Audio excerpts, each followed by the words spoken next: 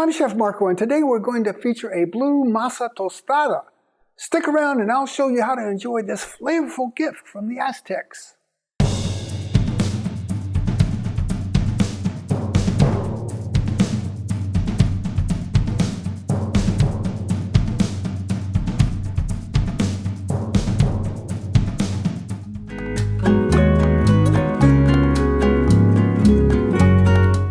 Masa harina is way more than just cornmeal. Its enhanced flavor comes from the process called nixtamalization. The Aztecs discovered that ashes from their fires mixed with water created an alkaline lime mixture that not only softened the corn, but freed up the niacin to make the nutritional profile more complete. Today I'm using Gold Mine Organic Blue Corn Masa Harina. I'll leave you a link in case you want to source this product. Now I'm going to combine a 1-to-1 ratio of masa and coconut milk. I make my own coconut milk, but you can use an unsweetened store-bought variety. Once you combine the mixture, let it rest for about 10 minutes to absorb all the moisture. So I got the coconut milk going in there. It's going to mix it up thoroughly. We'll put our salt and pepper in there. And this is an important step. It takes about at least 10 minutes for this to really start absorbing all of the mixture. Otherwise it's going to seem a little loose. But if you let it just sit there for at least 5 minutes, you're going to see the difference. So we're going to let that just sit there, and then we're going to sweat some vegetables. Now these vegetables are going to cook really rapidly because, after all, that's what sweating vegetables is all about. Very gentle, very fast. I'm just going to put a little bit of olive oil in there. And then we're going to take some comino along with some garlic, a little bit of scallion, and just going to sweat that for maybe 60 seconds tops. Just to build some flavor here. And then we're going to mix that right back into our masa mixture.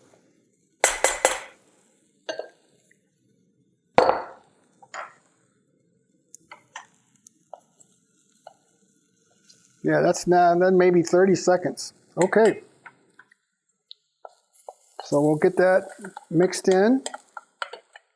And that's really going to make a big difference in the flavor of this. I've seen people put fresh corn in here and do all kinds of variations, but what I'm doing today is really designed to be a delivery vehicle. So we're going to take this mixture, we're going to get it really well incorporated, and then we're going to shape some 2-inch patties. Now when I do this, I like to just get a little bit of water on my fingers because it keeps it from sticking. So I'm just going to take this. See, you can see the difference already. This is a little stiffer than it was when I first put that coconut milk in there. Okay. Just a little bit of moisture on the fingers. And then we'll shape some 2-inch patties. Something kind of like this. 2 inches in diameter, but thin. You want it to be thin. Yeah, something like that. Okay, we're going to lay them out. I'm going to just keep building.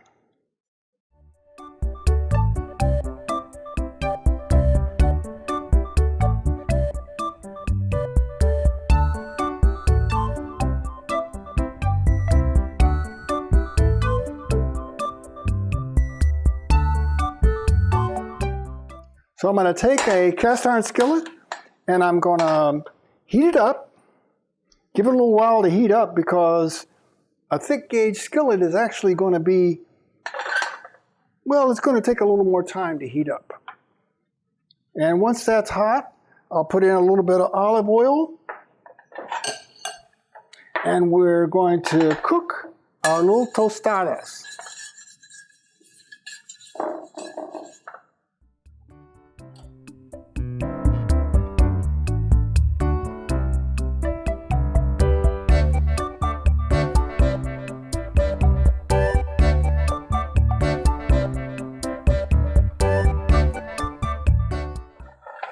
I'm moving the pan around so the oil doesn't pool in the same spot. It's not exactly level, but as long as you just move your pan occasionally, you're going to get equal exposure for all of the masa.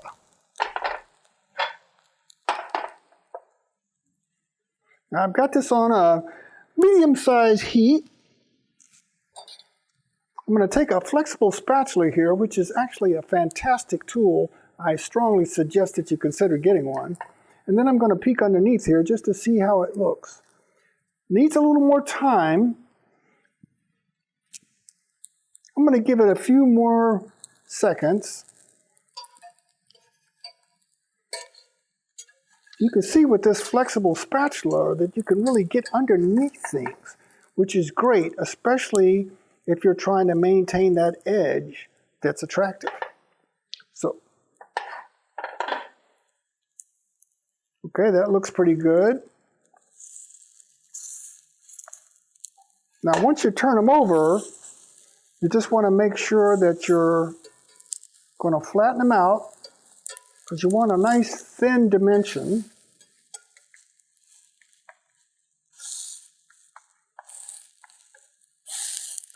So that's an important step, just making sure that they're thin enough. And it's only going to take maybe a couple of minutes at the most. And you're going to be able to get a really nice crusty edge. So I'm going to take the masa cakes out of the pan and stage them on this cutting board.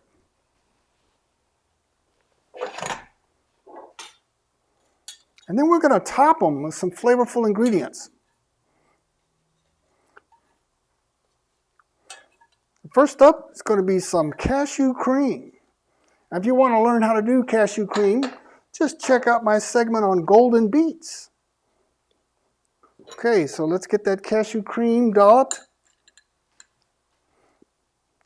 Now, the thing that's great about this is it's going to hold everything else in place. So, some cashew cream right there. And some glazed shiitake.